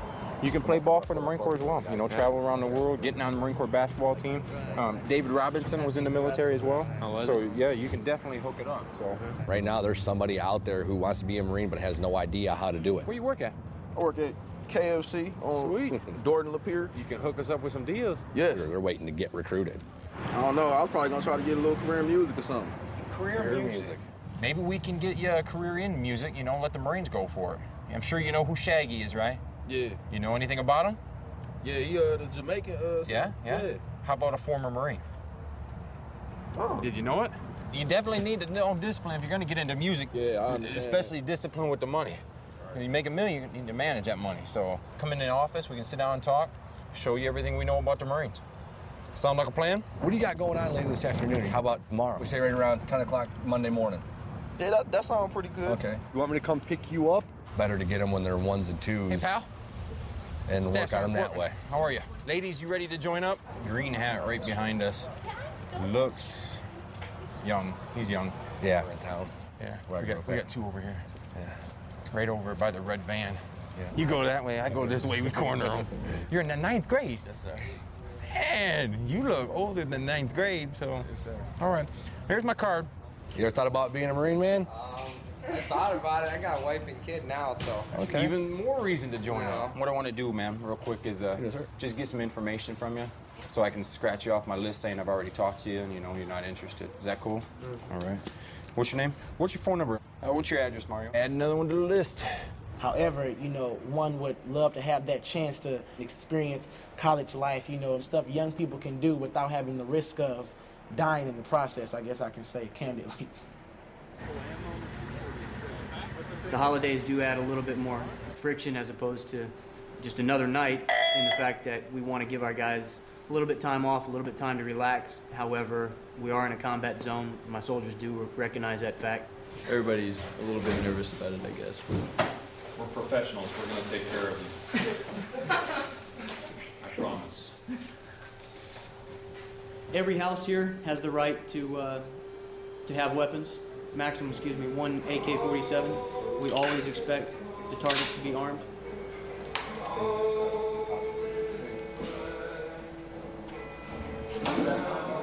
Rock and roll. Fucking bolt cutters. This goddamn thing, fried doors open. Pop this in there. You better watch out. You better not cry. You better not pout. I'm telling you why. Why? Santa Claus is coming to town. Gather round. He's making a list, checking it twice. He's gonna find out who's naughty and nice.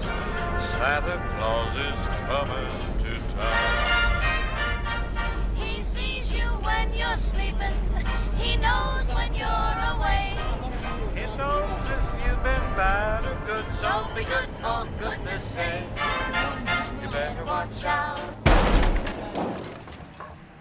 Hey, Adele, just hold up. There's something there.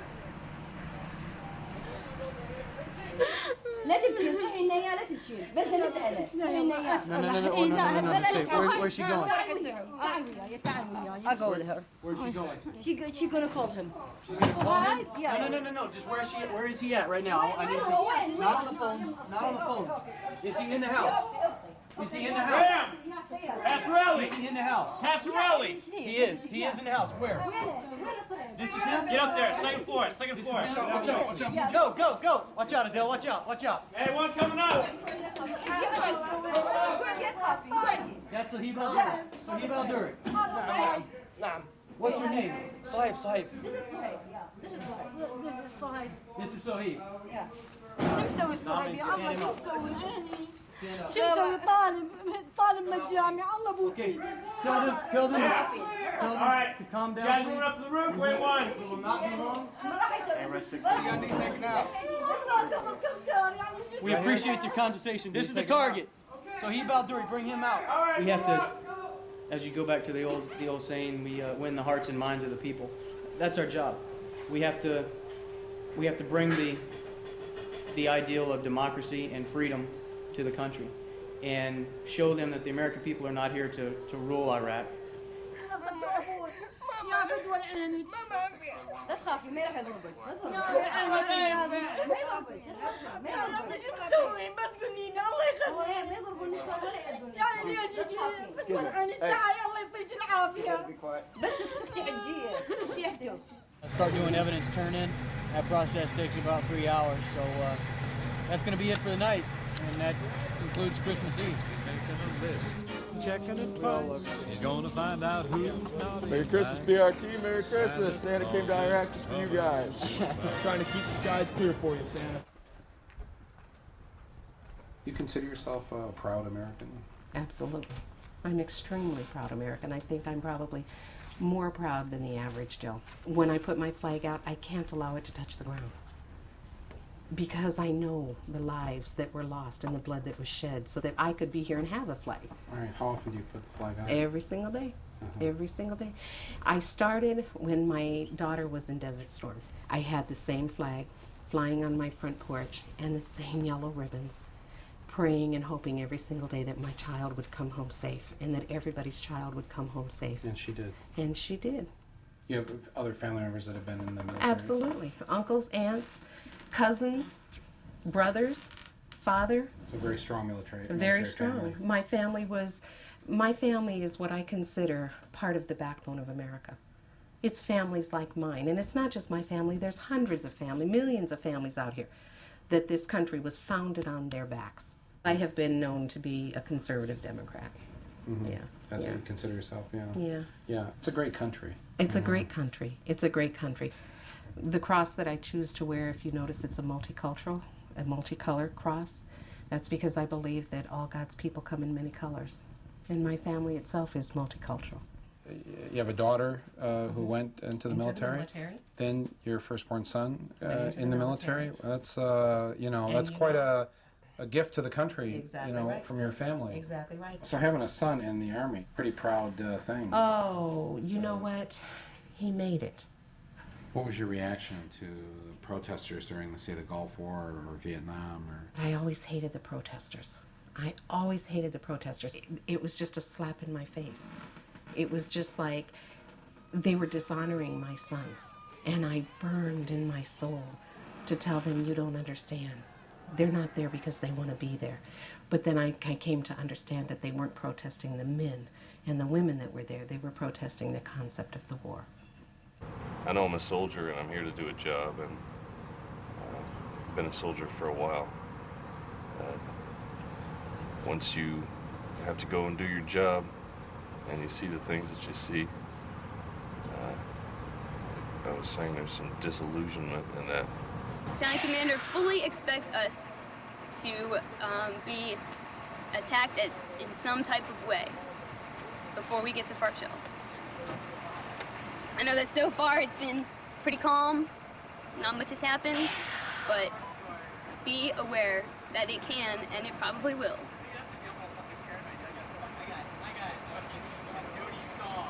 They're beginning to organize themselves just in neighborhoods, The kids get together a lot. Well, I can't say kids, but guys about 17, 18 are starting to come together, and they hate us. Just why, I'm not really sure. Immoral behavior breeds immoral behavior. When a president commits the immoral act of sending otherwise good kids to war based on a lie, this is what you get. Hey, is it ticklish? Yes, you do. Don't tell me you don't know what it is. That motherfucker still has a heart on. Some mother. Why are you touching somebody else? He touched his dick.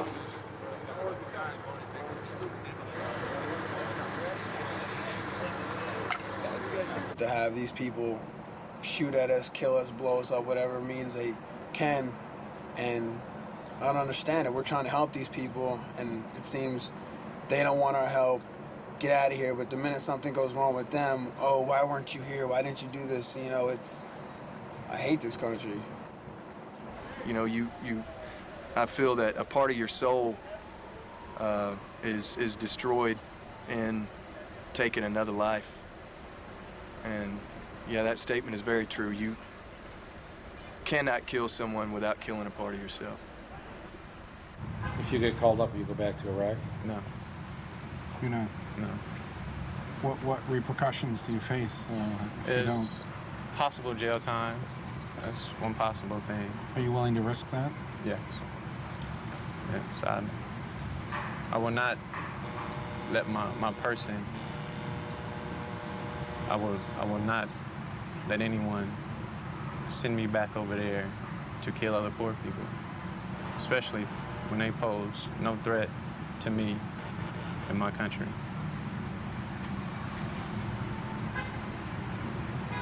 I won't do it. This is an impressive crowd, the haves and the have-mores. Some people call you the elite. I call you my base.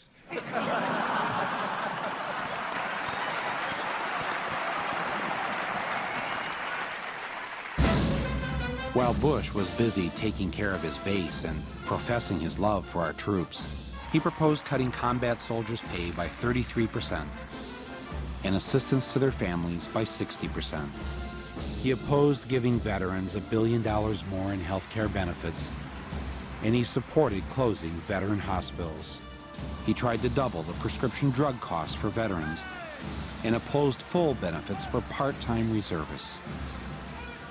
And when Staff Sergeant Brett Petrikin from Flint was killed in Iraq on May 26th, the Army sent his last paycheck to his family, but they docked him for the last 5 days of the month that he didn't work because he was dead. They say they're not going to leave any veteran behind, but they're leaving all kinds of veterans behind. To say that we're forgotten, no, but I know we're not forgotten, but missed, yes. Yes, you know, there's a lot of soldiers that have been missed, you know, that have been skipped over, that didn't get the proper coverage that they deserve. They have a death toll, but they're not showing the amount of people that's being injured or being amputated because of the injuries, you know. Like, I still feel like I have hands. Yeah. And the pain is like my hands are being crushed in a vice. But they do a lot to help it, and they take a lot of the edge off of it, and it makes it a lot more tolerable. And I was injured in late April on patrol in Baghdad.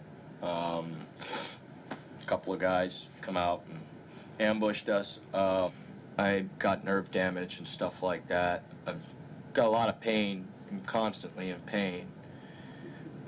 Take a lot of morphine to help with that and stuff. Doing, you know, just readjusting, getting life back on track. You know what I'm saying? I'm not going to do what it is that I did before. I was a Republican for quite a few years, and for some reason they conduct business in a very dishonest way. I'm going to be incredibly active in the Democratic Party down where I live once I get out. So I'm going to definitely do my best to ensure that the Democrats win control. Iraq, Baghdad, I didn't know anything of those things.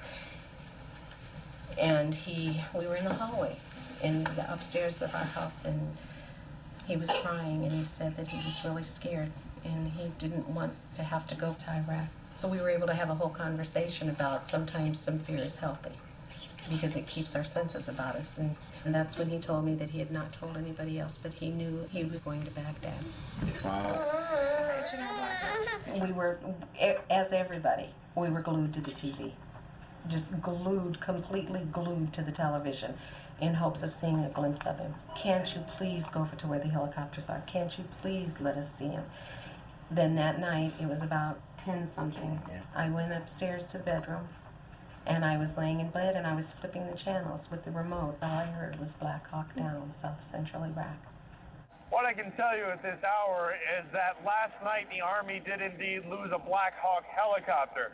We are being told by officers on the ground that there were 6 occupants inside the Black Hawk. So the next morning, I got up and I said, you push those thoughts out of your mind. Okay, Jesus, I need you to come in. I need you, Jesus. You got to help me through this. The Army called me, and I remember getting on the phone and him asking me, was I Lila Lipscomb? And I said yes, and he said, mother of Sergeant Michael Pedersen. And I remember dropping the telephone. And all I can honestly say that I remember is, ma'am, the United States Army, the Secretary of Defense, regretfully informs you. That's all I know. The grief grabbed me so hard that I literally fell on the floor. And I was alone. I didn't have anybody to pick me up. So I literally crawled over to my desk and was hanging on. And I remember screaming, why does it have to be Michael? Why did you have to take my son? Why is it my son that you had to take? He didn't do anything. He wasn't a bad guy. He was a good guy. Why did you have to take my son? I can't imagine what it would be like to lose a son or a daughter or a husband or a wife, for that matter, and it pains me. You had his last letter? Mm-hmm. And it was mailed March 16th, but I didn't get it until probably a week before he was killed. Hello. Hey, Mama. Well, sorry I haven't been able to call. They took the phone 7 days ago. I got the letter and box. That is so cool. Your first grandson came the same day your oldest son did. How is everyone? I'm doing fine. We are just out here in the sand in windstorms, waiting. What in the world is wrong with George? Trying to be like his dad, Bush. He got us out here for nothing whatsoever. I am so furious right now, Mama. I really hope they do not re-elect that fool, honestly. I am in good spirits and I am doing okay. I really miss you guys. Thanks for the Bible and books and candy. I really look forward to letters from you guys. Well, I'll tell all the family hello and that I am doing fine. We don't expect anything to happen anytime soon. I cannot wait to get home and get back to my life. Tell Sputnik congrats, and I'll see my first nephew soon. As soon as I get back to the States. Hope you guys are doing okay, and keep sending the mail. It makes getting through the days easier. Well, I am on my way to bed, so I will write you guys soon. I love and miss all of you guys.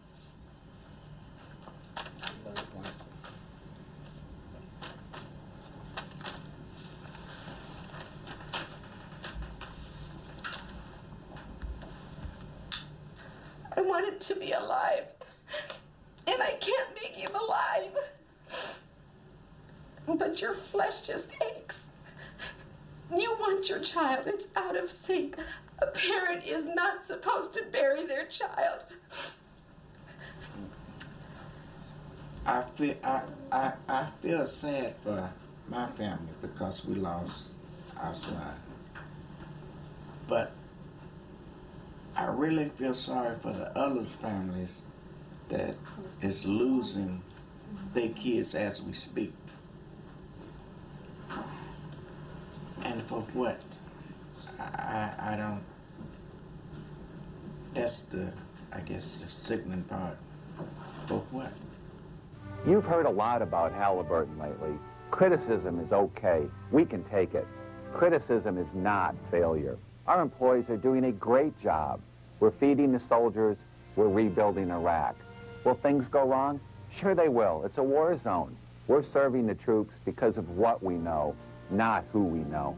Well, let me tell you about Halliburton, the company I ran. I'm very proud of what I did at Halliburton. The people of Halliburton are very proud of what they've accomplished, and I frankly don't feel any need to apologize for the way I've spent my time over the last 5 years as the CEO and chairman of a major American corporation. Yeah, this is also an attempt to divert attention away from the fact they have no energy policy. And as the Secretary of Energy said, we were caught unawares. In the middle of the war, Microsoft, DHL, and other corporations invited Halliburton to a conference to figure out how much money could be made in Iraq. Having worked this effort even since before the invasion, the liberation of Iraq started, you, industry, are definitely a vital part of that effort. We appreciate your interest in this. We need you. Now, lots of you are small businesses and you're struggling. How do we get piece of this big action? All of you, the big guys, are going to get it, and the rest of us have subcontracting capability or none at all. USTDA is for you. Once that oil starts flowing and money coming, it's going to be lots of money. It's the second largest reserve of oil in the world.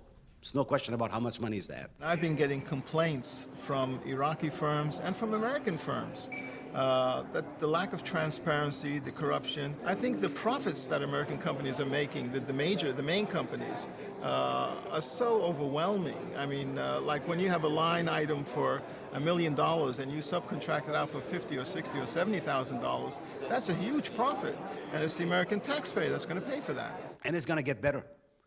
Start building relationships, because it's going to get much better as the oil flows and their budget increase. And the good news is, whatever it costs, the government will pay you.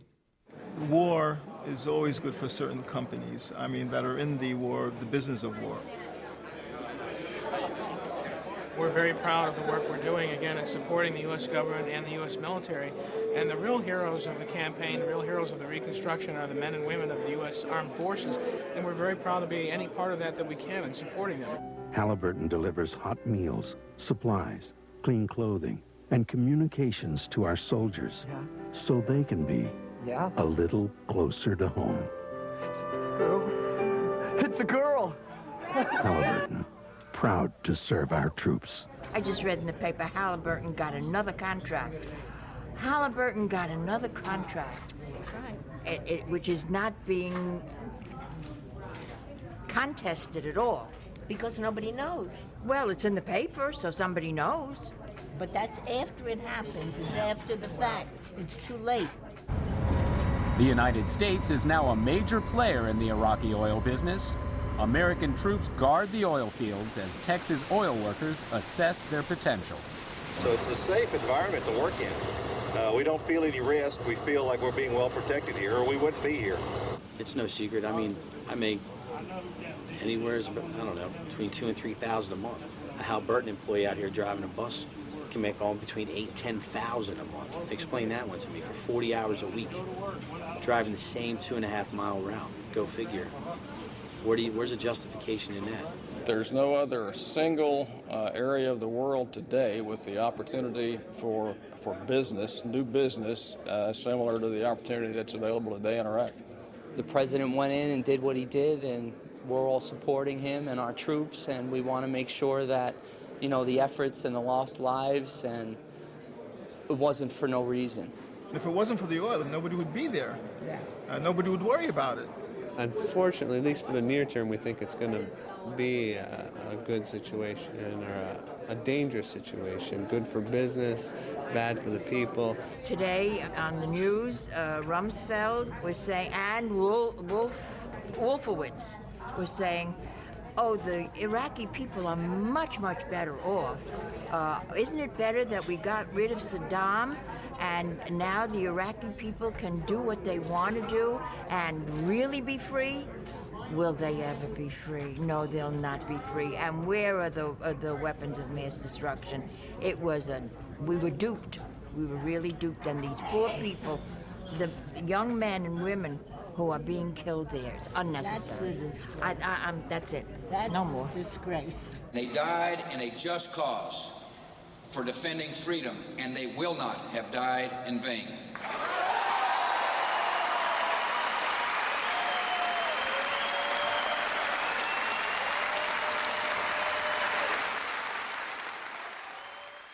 Lila had called to tell me that she was coming down from Flint to Washington, D.C. to attend a jobs conference. On her break, she said she was going to go and pay a visit to the White House.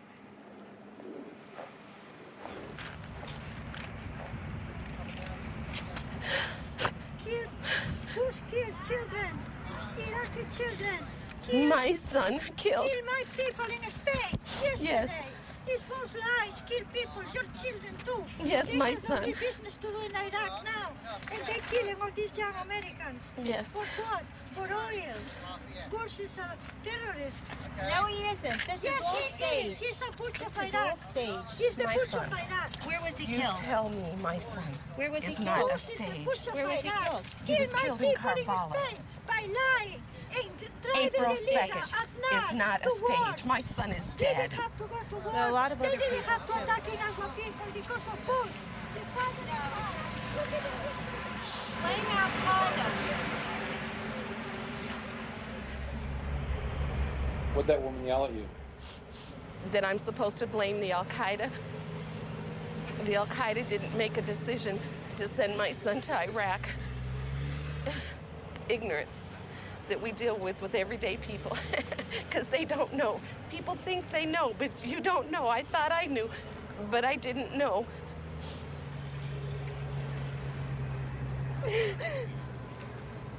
I need my son.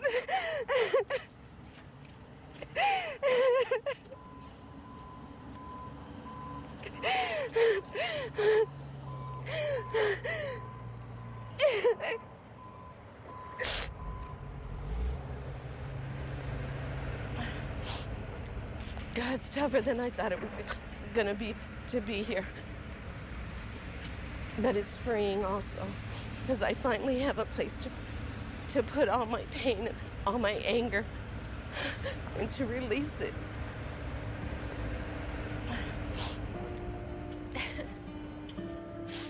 I guess I was tired of seeing people like Lila Lipscomb suffer, especially when, out of the 535 members of Congress, only one had an enlisted son in Iraq. I asked Corporal Henderson of the United States Marine Corps to join me on Capitol Hill to see how many members of Congress we could convince to enlist their children to go to Iraq. Congressman, I'm Michael Moore. Hey, Michael, how are you doing? Good, I'm good, good. good. John Tanner. Hey, nice to meet you. Very nice to meet you. How y'all doing? Well, I'm here with Corporal Henderson, United States Marine Corps. Corporal, I was in the Navy years ago, 1968 to 72. We had Marines guard the base. You have kids?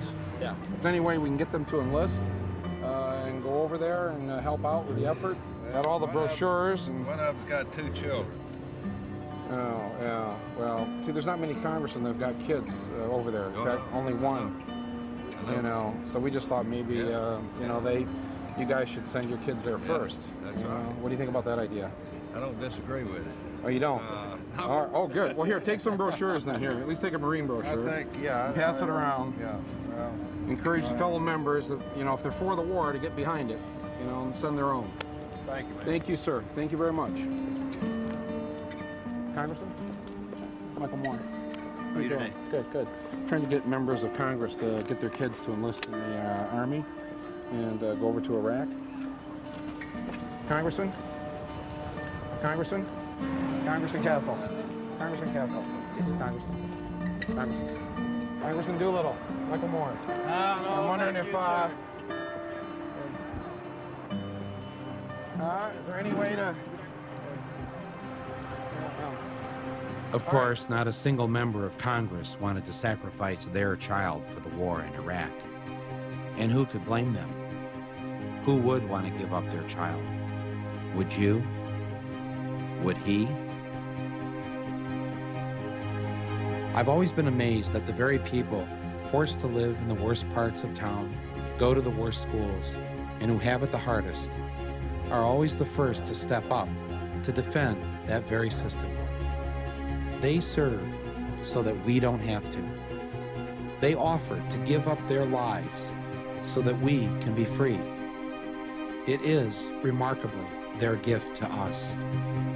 And all they ask for in return is that we never send them into harm's way unless it's absolutely necessary. Will they ever trust us again? He had used weapons. We know where they are. They're in the area around Tikrit and Baghdad and east, west, south, and north. There is a tie between Iraq and what happened on 9/11. The struggle can only end with their complete and permanent destruction. We wage a war to save civilization itself. We did not seek it, but we will fight it, and we will prevail. George Orwell once wrote that it's not a matter of whether the war is not real or if it is. Victory is not possible. The war is not meant to be won. It is meant to be continuous. A hierarchical society is only possible on the basis of poverty and ignorance. This new version is the past, and no different past can ever have existed. In principle, the war effort is always planned to keep society on the brink of starvation. The war is waged by the ruling group against its own subjects, and its object is not the victory over either Eurasia or East Asia, but to keep the very structure of society intact. There's an old saying in Tennessee, I know it's in Texas, probably in Tennessee, that says, "Fool me once, shame on you." If fool me, we can't get fooled again. For once, we agreed.